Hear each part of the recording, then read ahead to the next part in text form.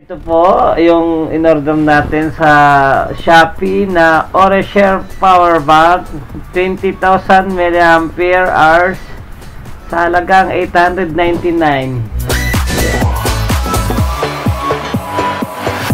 Be careful habang ina-open po natin. Ayan, guguntingin po natin ang mga bubble wrap.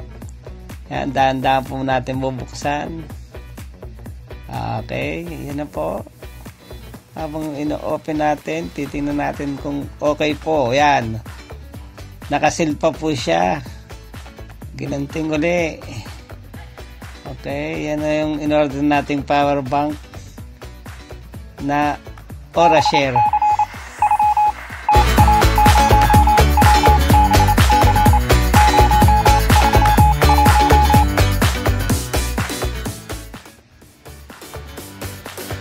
Okay.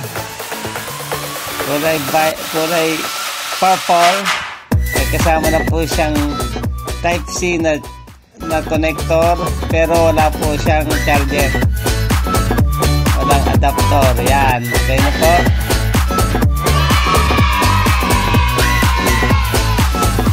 Oreshare Power Bank 20,000 mAh sa halagang 899.